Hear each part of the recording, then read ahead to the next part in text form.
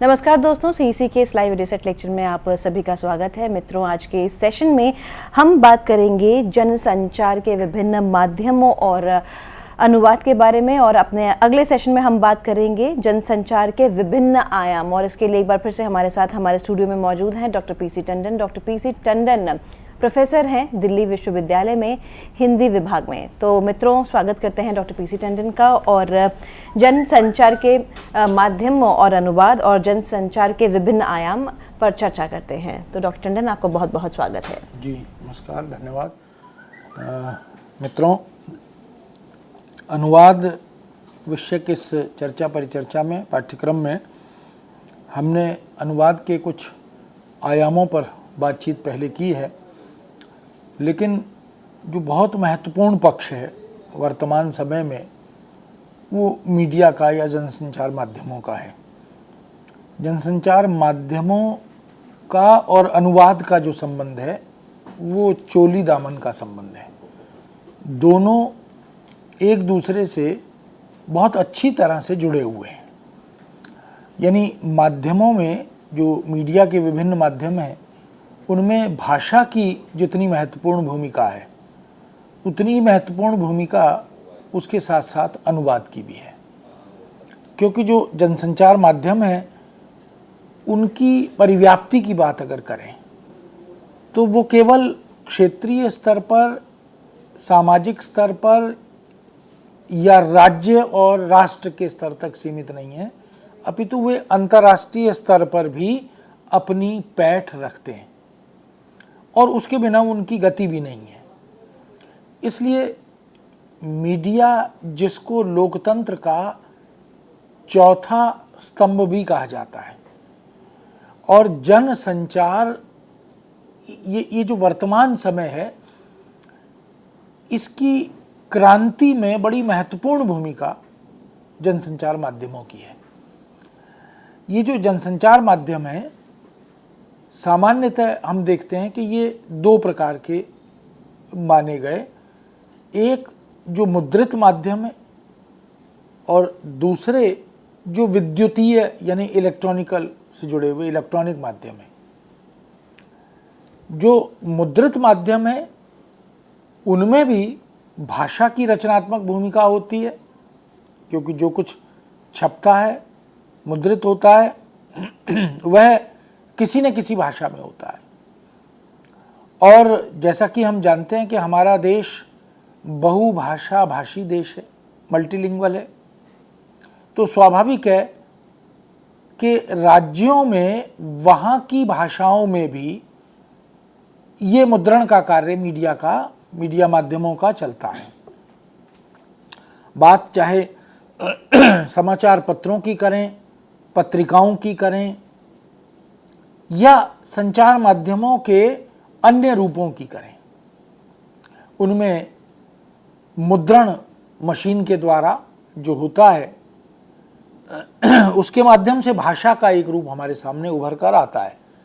लेकिन उस सब के साथ साथ हम यह भी याद रखें कि मीडिया की बैकबोन यानी सूचना एक प्रौद्योगिकी है, इंफॉर्मेशन टेक्नोलॉजी है, और इस प्रौद्योगिकी की बैकबोन या रीढ़ की हड्डी अगर कोई है तो वह अनुवाद है। तो अनुवाद के बिना न तो मुद्रित माध्यमों की गति है और न ही विद्युतीय माध्यमों की गति है। और हम जानते हैं कि एक भाषा से दूसरी भाषा में, दूसरी से तीसरी भाषा में, या एक ही भाषा से 5, 7, 10, 15 भाषाओं में ये अनुवाद का सिलसिला चलता है। उसका कारण ये है कि सोर्स लैंग्वेज एक हो सकती है, लेकिन टारगेट लैंग्वेज अनेक हो सकती हैं। मीडिया में किसी एक भाषा के माध्यम से प्राप्त जानकारी को, सूचना को, संचार की वस्तु को हम अपने पाठकों को दृष्टि में रखकर या अपने भाषा भाषी समुदाय को दृष्टि में रखकर उस सामग्री का अनुवाद हम अनेक लक्ष्य भाषाओं में भी करते हैं, करवाते हैं, और यह सिलसिला मनुष्य साधित तो होता ही है, मशीन साधित भी होता है। इसलिए ये जो संचार माध्यम है ये बहुत सारे हैं। अगर संचार माध्यमों पर भी थोड़ी सी चर्चा हम करें, हालांकि वो हमारे जीवन शैली का एक अनिवार्य हिस्सा है, हम सब उन माध्यमों से किसी न किसी तरह सीधे या प्रकारांतर से जुड़े भी हैं। उन माध्यमों में अगर हम दृष्टि डालें, क्योंकि संचार के इस युग में संचार के इन माध्यमों में निरंतर वृद्धि हो रही है, नए नए नित नए माध्यम इजाद किए जा रहे हैं, खोजे जा रहे हैं, और उनको जन सामान्य के बीच लाया भी जा रहा है। उन सब माध्यमों का भाषा और अनुवाद से संबंध है, क्योंकि उसके बिना उन माध्यमों की बने रहने की संभावना भी संदिग्ध हो जाती है। इसलिए मित्रों, ये जो मीडिया है, जो तीसरी आंख भी है समाज की, समाज के ऊपर एक नज़र रखने वाला माध्यम है, इनमें जो इलेक्ट्रॉनिक माध्यम है, जो बहुत लोकप्रिय माध्यम रहा है, रेडियो रहा है। हम जानते हैं रेडियो जन जन तक, घर घर तक और डेस्क डेस्क तक पहुंचता है, बल्कि हाथ में भी रहता है। छोटे छोटे रेडियो उपकरण भी हैं हमारे पास, पॉकेट रेडियो भी है, और अब तो मोबाइल में ही रेडियो है। तो रेडियो एक बड़ा महत्वपूर्ण माध्यम है इलेक्ट्रॉनिक में। इसी तरह दूरदर्शन में भी हम देख सकते हैं कि जो कार्यक्रम है उनका जो वैविध्य है, उन सब में किसी न किसी रूप में भाषा और अनुवाद का समन्वय दिखाई देता है। रेडियो में भी वही है और दूरदर्शन में, टेलीविज़न में भी वही है। दूरभाष भी भाषा और अनुवाद की दृष्टि से बहुत कारगर भूमिका निभाता है। कई बार समय सापेक्ष जन जागरण को लेकर, मताधिकार को लेकर, पोलियो ड्रॉप्स को लेकर ऐसी सूचनाएं टेलीफोन में हमें ऑटोमेटिकली वो प्रसारित होती रहती हैं। तो स्वतः प्रसारण वाली इस तरह की सूचनाएं भी, और वो बाइलिंगुअल या ट्राइलिंगुअल या मल्टीलिंगुअल बहुत सारी भाषाओं में भी होती हैं। राज्यों में हर राज्य की भाषा के हिसाब से उनका प्रसारण होता रहता है। हम टेलीफोन का रिसीवर उठाएं, कान पर लगाएं, और उधर से आवाज़ आनी शुरू हो जाती है कि आप अपने मत का उपयोग अवश्य करें। आज पोलियो दिवस है, अपने बच्चों को पोलियो की दवा ज़रूर पिलवाएं, और उसके बाद हम अपना फ़ोन डायल करते हैं। तो ये इस तरह के तमाम ये जो भाषाओं का अलग अलग तरह से प्रयोग हो रहा है, और अनुवाद के माध्यम से वाक्य विन्यास आदि, शब्दों का प्रतिरूप आदि चयन किया जा रहा है, वो महत्वपूर्ण है। इसी तरह जो इलेक्ट्रॉनिक माध्यम है उनमें दूर मुद्रक यानी फैक्स भी है, और सिनेमा भी एक बहुत बड़ी भूमिका इस क्षेत्र में निभा रहा है। छोटे पर्दे का हो या बड़े पर्दे का, उस पर भी हम देख सकते हैं कि भाषा और अनुवाद का बड़ा रचनात्मक उपयोग हो रहा है। और आज के युग में तो सिनेमा ने अनुवाद की दृष्टि से क्रांति कर दी है। देश में या विदेश में, भारतीय भाषाओं से या विदेशी भाषाओं से, प्रादेशिक भाषाओं से परस्पर, चाहे वो कैप्शनिंग के रूप में आ रहा हो या संवादों के अनुवाद के रूप में आ रहा हो, लिपिंग के रूप में हम देख सकते हैं उसको, वॉइस ओवरिंग के रूप में भी हम इन चीज़ों को देख रहे हैं। तो ये तमाम तरह के पक्ष हैं। इसलिए भारत में निर्मित, हिंदी में निर्मित पिक्चर पूरे विश्व की अनेक भाषाओं में एक साथ अनुवादित होकर जा रही है, और विश्व की बड़े पर्दे की, बड़े फलक की, बड़े बजट की बहुत सारी पिक्चरें हमारी भाषाओं में, हिंदी में और भारतीय भाषाओं में अनुवाद होकर आ रही हैं।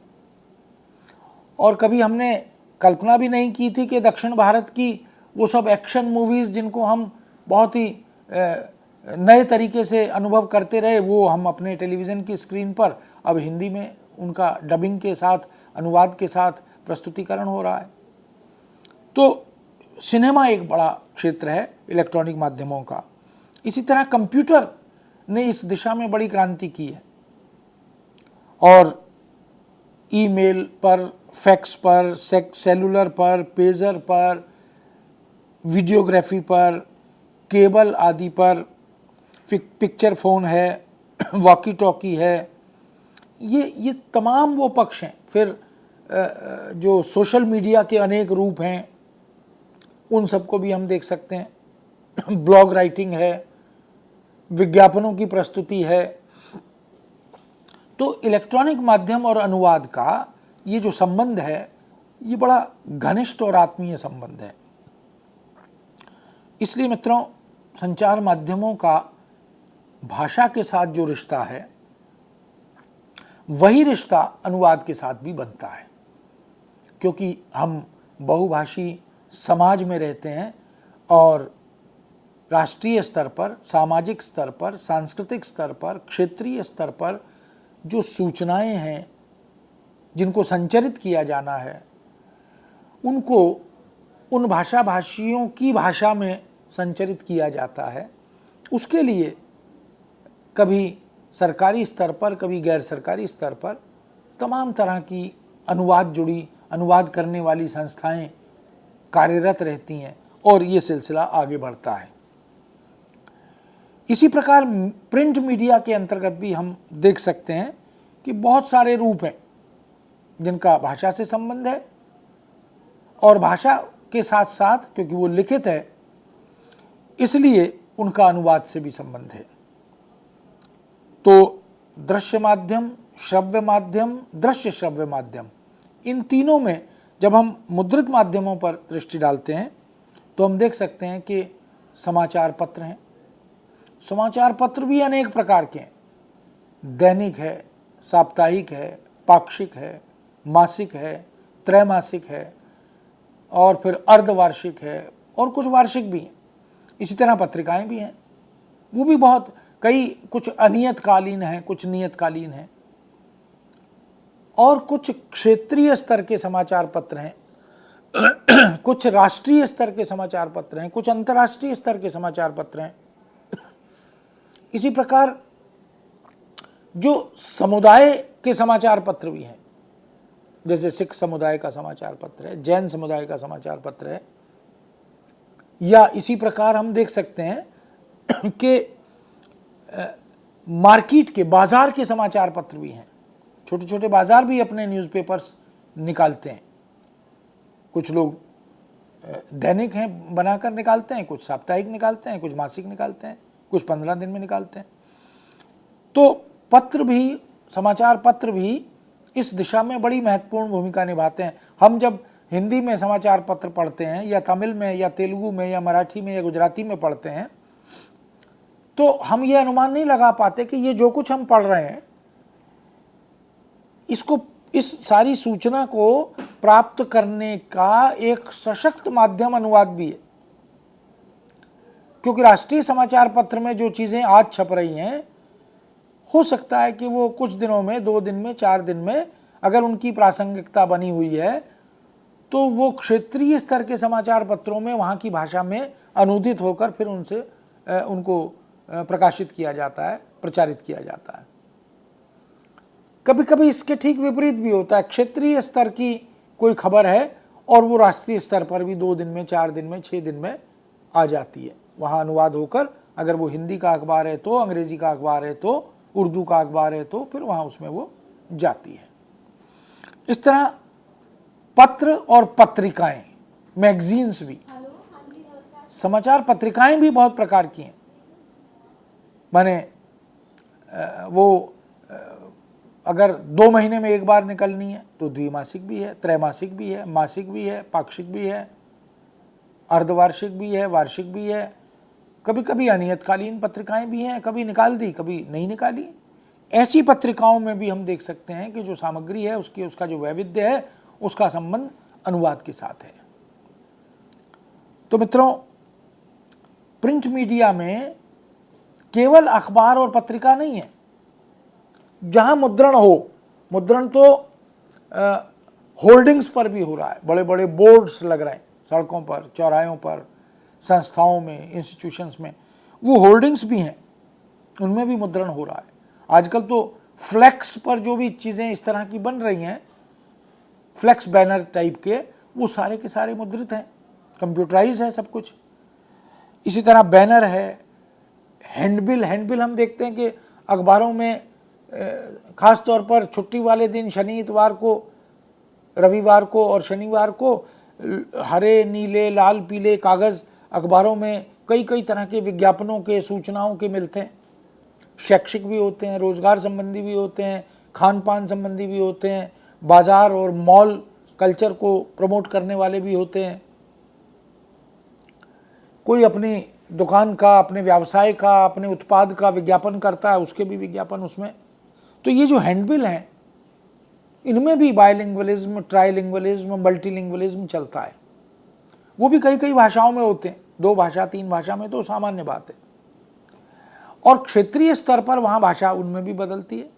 अगर प्रचार दक्षिण भारत में करना है तो दक्षिण भारत की भाषा में, मलयालम में, तेलुगु में, तमिल में, या फिर दूसरे राज्यों में उड़िया में, गुजराती में, मराठी में, पंजाबी में, आदि आदि हम देख सकते हैं। तो हैंडबिल हैं, पोस्टर हैं जो दीवारों पर पेस्ट किए जाते हैं, उनमें भी। और एक प्राचीन परंपरा जो लेखन की रही है, हालांकि आज उसे हतोत्साहित किया जा रहा है, जो कि ठीक भी है, वॉल राइटिंग, दीवारों पर लिखने का एक सिलसिला भी रहा है, विज्ञापन का, सूचनाओं का, चाहे वो चिकित्सा संबंधी हो, स्वास्थ्य लाभ संबंधी हो, संतान प्राप्ति आदि से संबंधित हो। ऐसे न जाने कितने प्रकार के विज्ञापन हैं दीवारों पर। यहाँ वहाँ रेलवे लाइन के दोनों तरफ आप देखें, दीवारों पर पता नहीं कितना विज्ञापन वॉल राइटिंग से होता है। तो इन सब में ये जो भाषा और अनुवाद का संबंध है, ये निरंतर बना हुआ है। तो हमें ये भूलना नहीं चाहिए कि मीडिया का संबंध अनुवाद के साथ बड़ा महत्वपूर्ण संबंध है, अभिन्न संबंध है। उसका एक बड़ा कारण यह भी है कि दोनों का मुख्य उद्देश्य क्या है। मीडिया का यानी संचार माध्यमों का मुख्य उद्देश्य है संप्रेषणीयता, कम्युनिकेशन, क्योंकि सूचना आज बड़ी महत्वपूर्ण हो गई है।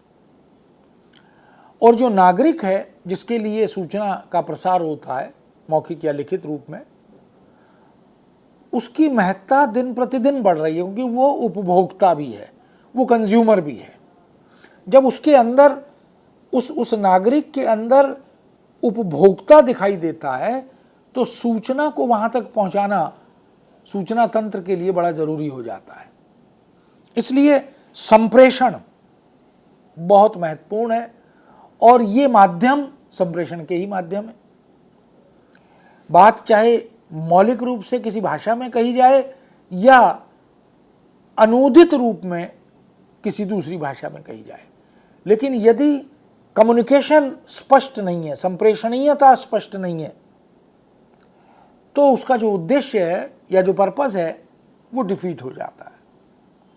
इसलिए क्योंकि दोनों का संबंध, दोनों का उद्देश्य स्पष्ट और सुनिश्चित निर्देशित संप्रेषण है, किसको क्या हम देना चाहते हैं, तो यह काम अनुवाद भी करता है और भाषा भी करती है। लेकिन यह जो संप्रेषण है यह सार्थक होना चाहिए, मीनिंगफुल होना चाहिए। हम जो कुछ कम्युनिकेट करना चाह रहे हैं वह अपने लक्ष्य या उद्देश्य की पूर्ति करने वाला होना चाहिए। इसलिए मीनिंगफुलनेस मीडिया माध्यमों की भी है और भाषा और अनुवाद की भी है, इसलिए इनमें यह संबंध भी बनता है। दोनों के साथ, यानी मीडिया माध्यमों के साथ और अनुवाद के साथ कुछ अपेक्षाएं भी हैं जो कॉमन है, जो बिल्कुल दोनों में समान है। जैसे पहली अपेक्षा है तटस्थता। अनुवाद उसी तरह जैसे प्रिंट या इलेक्ट्रॉनिक माध्यम से यह अपेक्षा है कि वो इम्पार्शियल होना चाहिए, वो जैसा जो है वैसा उसी रूप में दिखाए या प्रस्तुत करे, मौखिक या लिखित जैसा भी है, प्रिंट मीडिया या इलेक्ट्रॉनिक मीडिया। ईमानदारी बहुत जरूरी है। तो तटस्थता और ईमानदारी, ये दोनों बातें अनुवाद के साथ भी जुड़ी हैं। अनुवादक को ना छोड़ो ना जोड़ो की हिदायत है। अपनी तरफ से जोड़ नहीं सकता और मूल में कुछ छोड़ नहीं सकता। तो ये जो तटस्थ रहकर बिना किसी पक्षपात के अनुवाद करना है, बिल्कुल वैसे ही जैसे मीडिया से हमारी अपेक्षा है कि जो जैसा है वो उसे छिपाए नहीं, उसे उसी रूप में प्रस्तुत करे। यही मीडिया का दायित्व भी है, यही मीडिया से अपेक्षा भी है, और यही मीडिया और मीडिया कर्मी के गुण भी हैं। तो तटस्थता, ईमानदारी, ये दोनों में कॉमन है। तथ्यात्मकता और यथार्थ प्रस्तुति, यह भी दोनों में कॉमन है। जो भी फैक्चुअल पोजीशन है, सिचुएशन है, लोकेशन है, तथ्यात्मक जानकारियां हैं किसी घटना की, किसी धारावाहिक की, किसी साक्षात्कार की, हम देख सकते हैं कि रेडियो हो या टेलीविज़न हो, अखबार हो या पत्रिका हो, उस सूचना या खबर की जो जीवंतता है वह इन्हीं बातों पर, इन्हीं तथ्यों पर निर्भर करती है। ये तत्व अगर पूरे न ईमानदारी से निर्वाहित हों तो उनके लिए कठिन हो जाता है। इसलिए ईमानदारी के बाद तथ्यात्मकता और यथार्थता, यथा अर्थ, जैसा है वैसा का वैसा, कोई लाग लपेट नहीं, कोई दुराव छिपाव नहीं, कोई कटौती नहीं, कोई संवर्धन नहीं। और दोनों के साथ एक और गुण जुड़ा है जो उनको एक ही प्लेटफॉर्म पर लाता है, वह है प्रभावात्मकता। इम्पैक्ट, टोटल इम्पैक्ट क्या है पाठक पर, श्रोता पर, दर्शक पर, किसी समाचार का, किसी कार्यक्रम का, किसी घटना का जो प्रभाव है वो बहुत बढ़िया पड़ना चाहिए। ठीक उसी तरह इलेक्ट्रॉनिक माध्यमों के साथ भी ये मामला जुड़ा हुआ है कि ये जो माध्यम है ये प्रभावात्मक होने चाहिए। अगर ये प्रभाव अपने दर्शक और श्रोता और पाठक तक नहीं पहुंचा पा रहे तो इनका जीवंत रहना, इनका बने रहना कठिन हो जाएगा। इसलिए नित्य नए प्रयोग वहाँ किए जाते हैं। तो मित्रों, इन सब के साथ साथ एक और बिंदु है जो महत्वपूर्ण है, विचारणीय है, वह है उद्देश्य। दोनों का एक सुनिश्चित टारगेट है, एक उद्देश्य है। मीडिया कोई भी कार्यक्रम दिखाता है तो एक लक्ष्य लेकर, एक उद्देश्य लेकर दिखाता है। उसका टारगेट फिक्स होता है, वो किसके लिए वो प्रोग्राम दे रहा है। और ठीक उसी तरह जब हम अनुवाद करते हैं तो हमारा भी टारगेट फिक्स होता है, हम किसके लिए अनुवाद कर रहे हैं, हमारा पाठक वर्ग कौन सा है।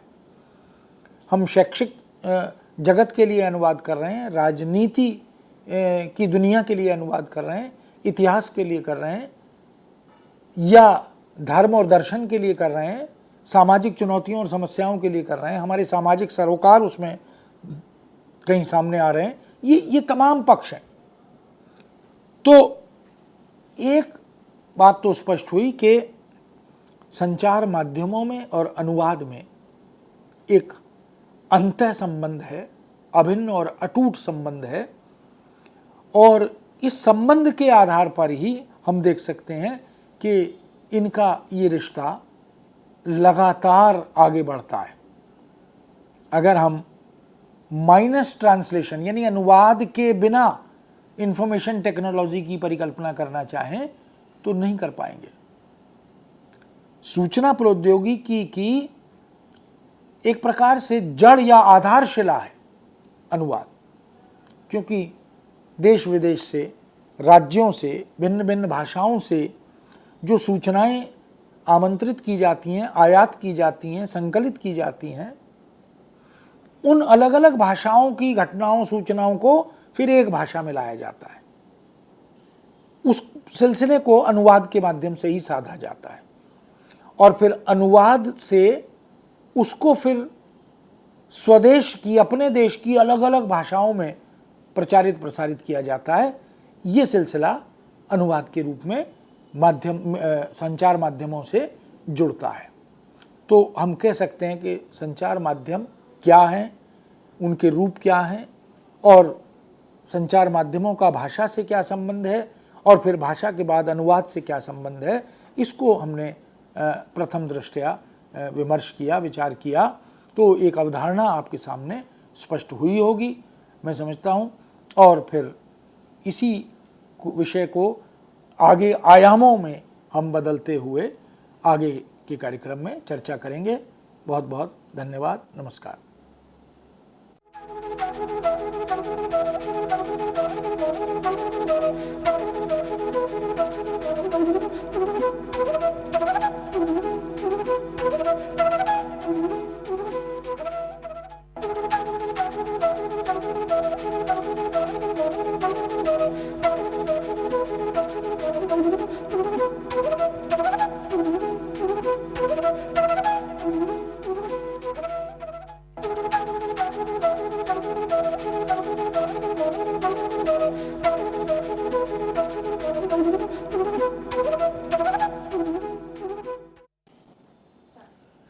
नमस्कार मित्रों, एडसेल के लाइव लेक्चर श्रृंखला में आज हम बात करेंगे संचार माध्यमों के अलग अलग आयाम क्या हैं और उन आयामों में अनुवाद को हम किस रूप में देख पाते हैं। यानी मीडिया के जो रूप हैं, उन रूपों में भाषा तो बहुत महत्वपूर्ण भूमिका निभाती है। हम जानते हैं कि भाषा से उसका संबंध अभिन्न संबंध है, क्योंकि संचार बिना भाषा के हो ही नहीं सकता। और जब हम सामाजिक स्तर पर संचार की बात करते हैं तो हम मूक भाषा की बात नहीं करते, हम आंगिक चेष्टाओं वाली भाषा की बात नहीं करते, सांकेतिक भाषा की बात नहीं करते, हम मुद्रित और मौखिक भाषा की बात करते हैं। हालांकि इलेक्ट्रॉनिक मीडिया में जो मुख मुद्रा है वो भी बहुत कुछ कहती है, कम्युनिकेट करती है, संप्रेषित करती है, और उस मुख मुद्रा का भी अपना एक महत्व होता है। लेकिन अनुवाद उस मुख मुद्रा से या सांकेतिक भाषा से नहीं जुड़ता, वह तो मौखिक और लिखित भाषा से ही जुड़ता है। हम इस दृष्टि से एक प्रारंभिक जो महत्वपूर्ण बिंदु है उसको एक बार ज़रूर जान लें कि प्रिंट मीडिया और इलेक्ट्रॉनिक मीडिया की अपनी कुछ सीमाएं हैं।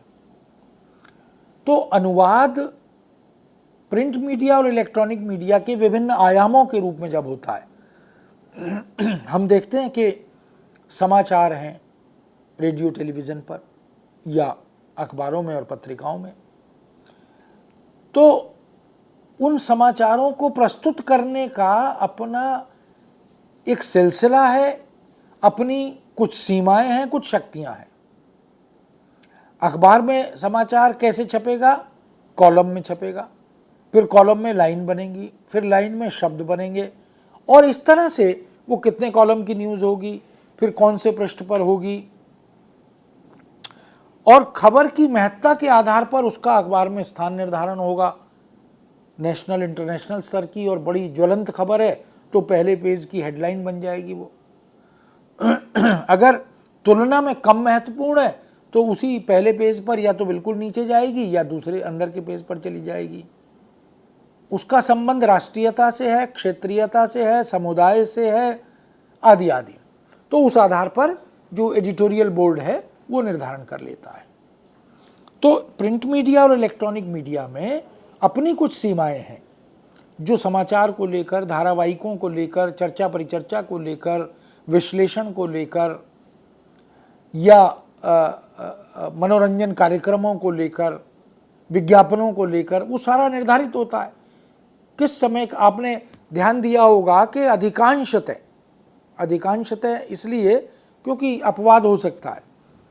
जब किसी एक चैनल पर ब्रेक आता है टेलीविज़न पर, तो फिर जिस किसी चैनल पर आप जाएंगे वहाँ ब्रेक मिलेगा।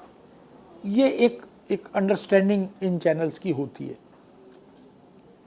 तो बात चाहे किसी भी विधा की, जो इलेक्ट्रॉनिक माध्यमों की है या प्रिंट माध्यम की, मान लो इंटरव्यू है तो इंटरव्यू इलेक्ट्रॉनिक में रेडियो टीवी पर भी होता है और अखबार में भी होता है। इसी तरह जो विश्लेषण की प्रक्रिया है समाचारों के अंतर्गत या अन्यथा दूसरी तरह से, मान लो चुनाव हो रहा है, उसका विश्लेषण है, या देश में कोई प्राकृतिक आपदा है उसका विश्लेषण है, या कोई शैक्षिक स्तर पर, व्यावसायिक स्तर पर क्रांतिकारी परिवर्तन व्यवस्था की तरफ से हो रहा है उसका विश्लेषण है। तो ये सारे सिलसिले उसमें चलते हैं। तो इन सब के अंतर्गत हम देख सकते हैं कि प्रिंट मीडिया में स्पेस बड़ा महत्वपूर्ण है, स्थान, समय की तात्कालिकता बड़ी महत्वपूर्ण है, क्योंकि खबर अगर बासी हो गई तो कोई पढ़ेगा नहीं अखबार में। इसलिए हर न्यूज़पेपर ये चाहता है कि बिल्कुल एकदम बर्निंग न्यूज़, ज्वलंत समाचार पत्र हमारी अखबार में आ जाए, पहले हम छापें, दूसरे बाद में छापें। प्रामाणिकता बहुत महत्वपूर्ण होती है। अगर अखबार में खबर छप रही है, पत्रिका में छप रही है, तो उसका ऑथेंटिक होना भी बड़ा ज़रूरी है। और पाठकीय अपेक्षा, हमारा जो रीडर है, हमारा जो पाठक है, हमारा जो ग्राहक है, वो हमसे क्या उम्मीद करता है हमारी अखबार से, हमारे मैगजीन से, उन सब का भी उनका भी ध्यान रखना होता है। बाजार तंत्र का दबाव भी होता है। जो मार्केट है उसमें अखबार को बेचना भी है, पत्रिका को बेचना भी है, उससे रिसोर्सेज भी पैदा करने, तो ये सारे उसकी कुछ सीमाएं हैं जो रहती हैं। और क्षेत्रीयता की सीमा भी कभी कभी मीडिया में रहती है। आपको रीजनल लेवल के जो रीडर हैं, पाठक हैं, उनको भी तवज्जो या महत्व देना पड़ता है, क्योंकि उसको भी आप ग्राहक बनाए हुए हैं। फिर राष्ट्रीय स्तर पर और अंतर्राष्ट्रीय स्तर पर आजकल तो अखबारें इंटरनेट पर चली जाती हैं, आप अखबार वहाँ भी खोल के पढ़ सकते हैं, पूरी अखबार। तो ये जो सिलसिला बना है ये इस बात की ओर इंगित करता है कि प्रिंट मीडिया की अपनी कुछ सीमाएं हैं। और इलेक्ट्रॉनिक मीडिया में समय की सीमा बड़ी महत्वपूर्ण है, क्योंकि वहाँ तो अगर न्यूज़ 7 मिनट की आएगी तो 7 ही मिनट की आएगी। विज्ञापन अगर 30 सेकंड का है तो 30 ही सेकंड का होगा, 31 सेकंड नहीं होंगे, क्योंकि वहाँ तो सेकंड के हिसाब से उसकी दरों का भी अंतर होता चलता है। इसलिए धारावाहिक या इंटरव्यू और बिल्कुल निश्चित समय से प्रारंभ होगा, कुछ लाइव होते हैं, कुछ रिकॉर्डेड होते हैं, दोनों तरह की चीज़ें वहाँ हम देख सकते हैं।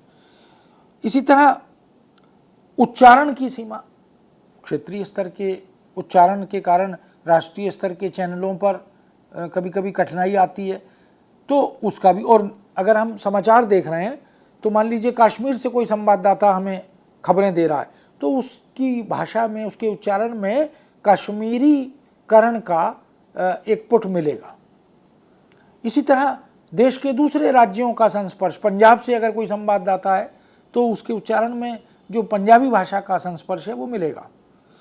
लेकिन जो राष्ट्रीय स्तर पर आधिकारिक रूप से प्रसारण हो रहे हैं उनमें मानक भाषा का पूरा ध्यान रखा जाता है, चाहे वो बात हिंदी की हो, संस्कृत की हो या दूसरी भाषाओं की हो।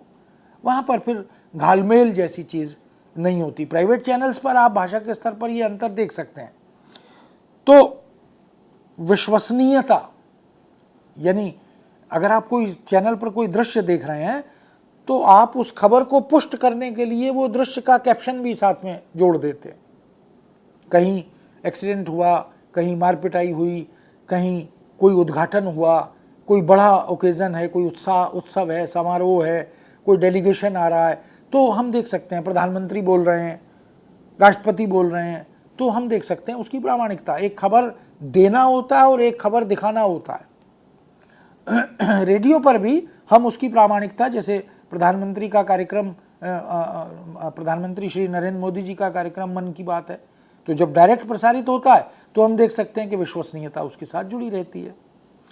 तो ये जो सारी सीमाएं हैं, जीवंतता की है, दूरदर्शन पर उसे प्रदर्शित करना, मंचित करना, कभी कभी उसका नाट्य रूपांतर प्रस्तुत करना, ये तरह तरह के रूप हम देख सकते हैं वहाँ पर। और भाषा नीति भी इसके साथ जुड़ा हुआ एक आयाम है कि हर इलेक्ट्रॉनिक माध्यम की या प्रिंट मीडिया की अपनी एक भाषिक नीति होती है। उस भाषिक नीति के तहत ही वो मीडिया माध्यम कार्य करते हैं। जिस प्रामाणिकता और मानकता से सम्मिलित भाषा के दर्शन हमें सरकारी चैनलों में होते हैं, उतने दूसरे प्राइवेट चैनल्स में नहीं होते।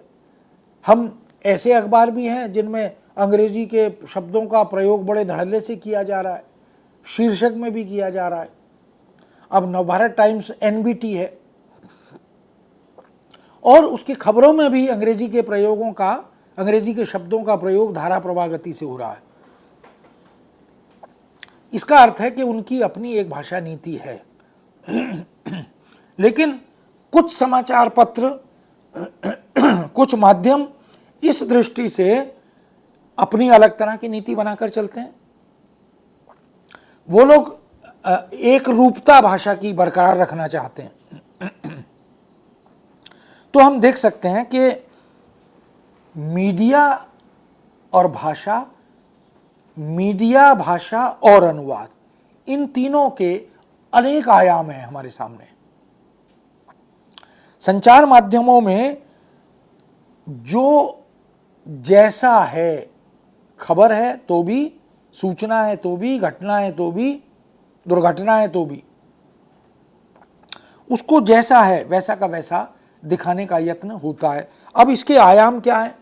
जैसे धारावाहिक हैं, मान लीजिए किसी रचना पर कोई सीरियल बनाया गया,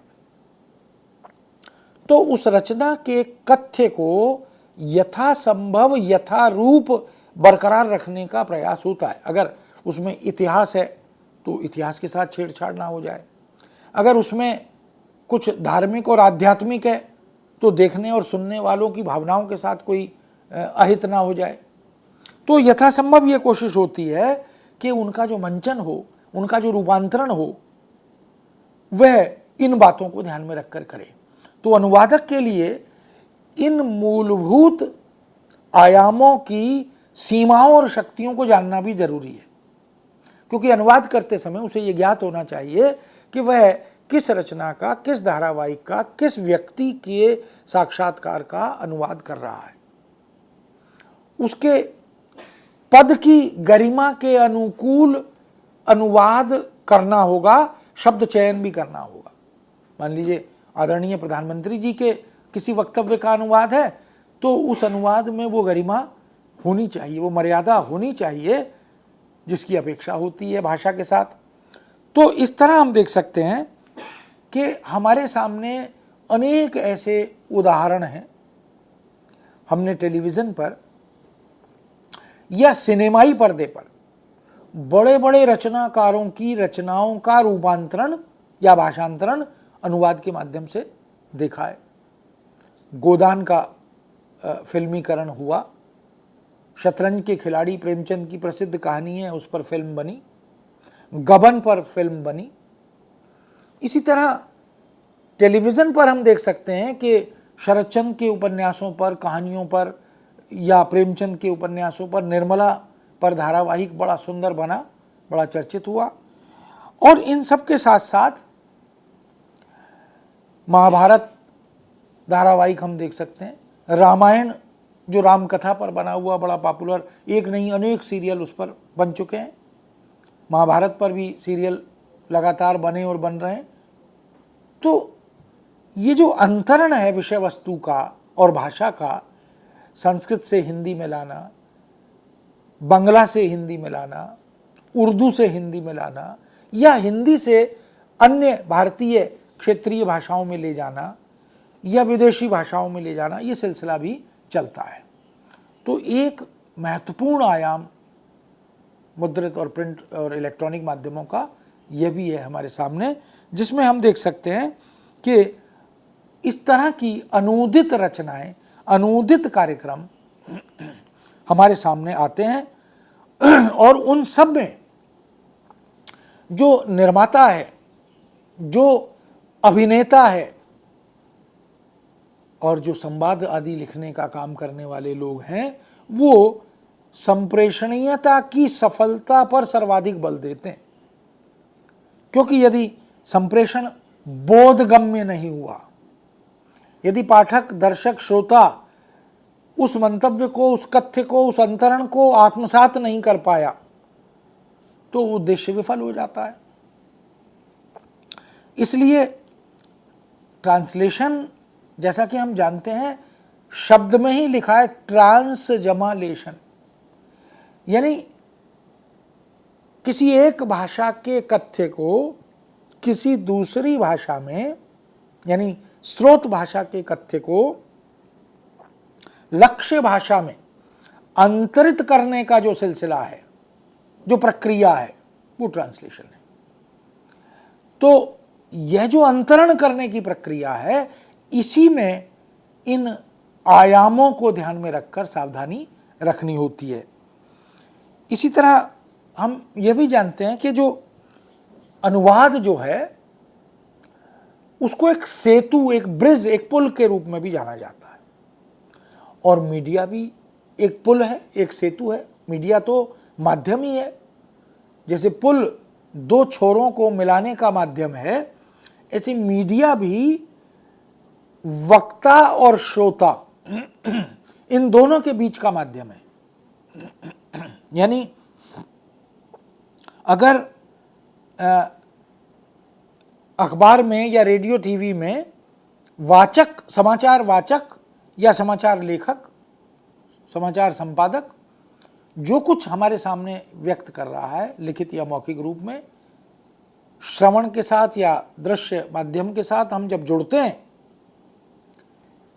तो वह वक्ता और हम श्रोता या दर्शक होते हैं, और हमारे बीच में जो माध्यम है वो मीडिया के ये सारे उपकरण हैं।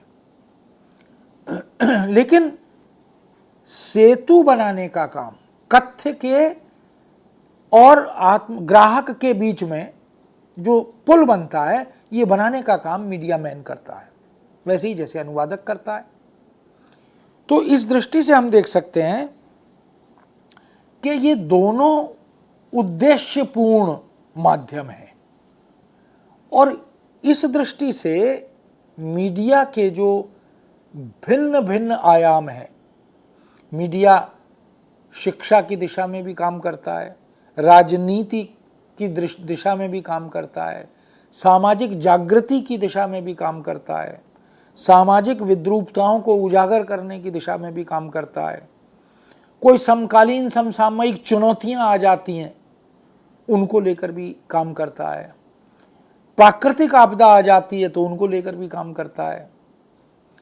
और जिनको हम कहते हैं डूज एंड डोंट्स, क्या करें क्या न करें, क्या उचित है क्या अनुचित है, इसका बोध कराने का काम भी मीडिया करता है। मीडिया एक तरह से समाज का, सामाजिक का, राष्ट्र और राष्ट्रीय का एक जागरूक प्रहरी है। ठीक उसी तरह हम देख सकते हैं कि अनुवाद में भी ये अपेक्षाएं जुड़ी रहती हैं। इसलिए मित्रों, इन दोनों का जो संबंध है, मीडिया का और अनुवाद का, ये मीडिया के अलग अलग आयामों के साथ बनता है। हम खेल की दुनिया को मीडिया से जोड़कर देखते हैं तो एक अलग तरह का आयाम है। खेल की भाषा बिल्कुल अलग तरह की है, खेल की शब्दावली बिल्कुल अलग तरह की है। अब अनुवादक जब इस आयाम से जुड़ता है तो वह उस विषय का, उस क्षेत्र का, उस आयाम का विशेषज्ञ भी होता है। होता नहीं है तो उसे होना पड़ता है।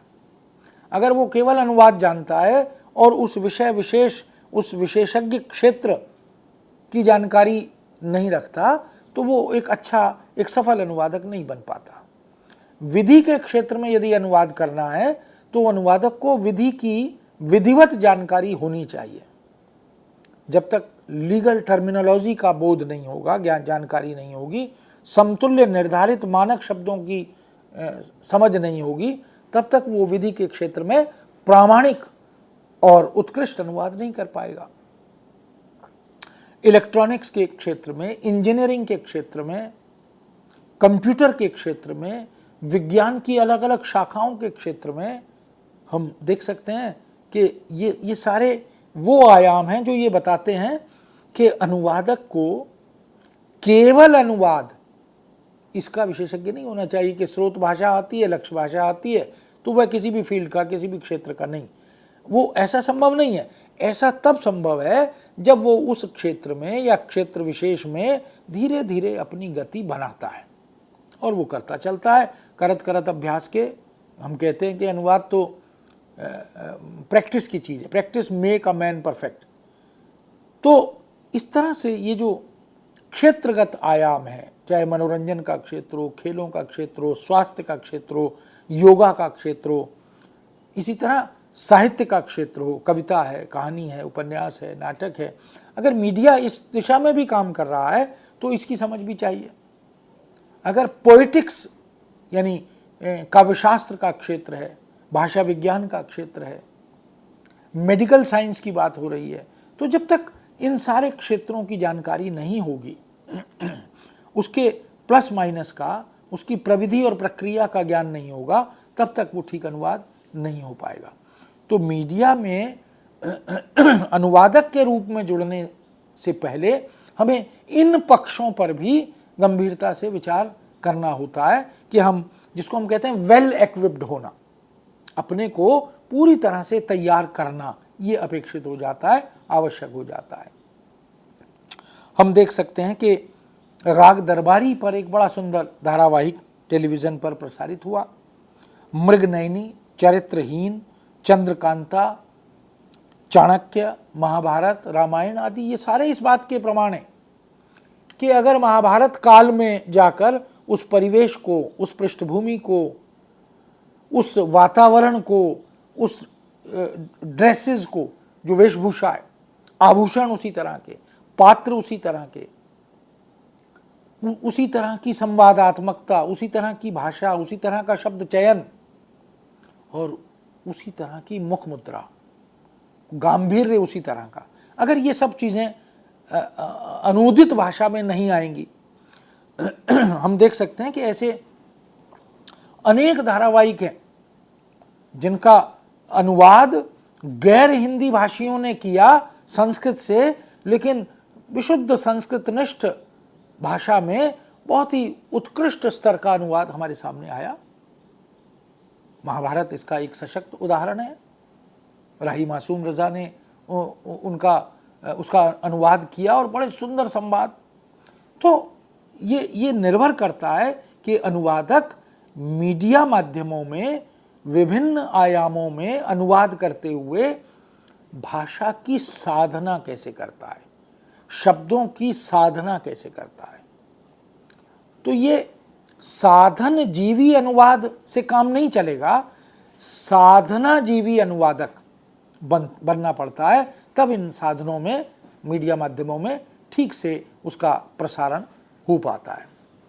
तो हम देख सकते हैं कि मीडिया में जो अनुवादक होता है वो अलग अलग आयामों के आधार पर संपादक की भूमिका भी निभाता है, उसका पुनरीक्षण भी करता है, उसकी वेटिंग भी करता है और ज़रूरत पड़े तो एडिटिंग करते हुए काट छांट भी करता है, एडिशन डिलीशन भी करता है, कुछ जोड़ देता है, कुछ हटा देता है।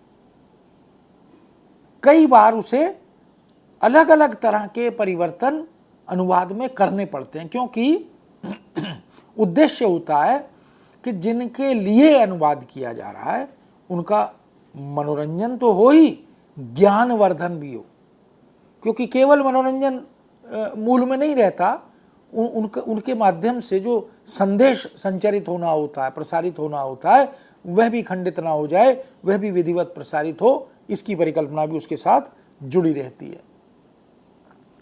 तो संचार माध्यम जब काम करते हैं, मान लीजिए हिंदी में अगर कोई कार्यक्रम रेडियो पर, टेलीविज़न पर, अखबार पर आ रहा है, तो वो मल्टीलिंगुअल सोसाइटी को ध्यान में रखकर करते हैं।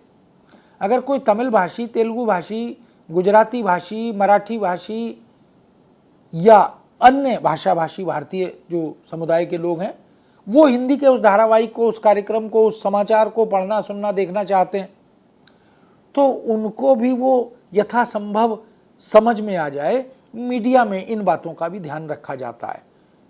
विशेष रूप से समाचारों में इस बात का ध्यान रखा जाता है कि इस तरह की भाषा में हो कि उसकी मानकता के साथ कोई समझौता ना हो, भाषा मानक रहे, भाषा अपने गरिमा, अपनी मर्यादा को न छोड़े, लेकिन वह इतनी क्लिष्ट भी ना हो, दुरूह भी ना हो कि उसे हिंदी इतर भाषा भाषी लोग समझ ही ना पाएं।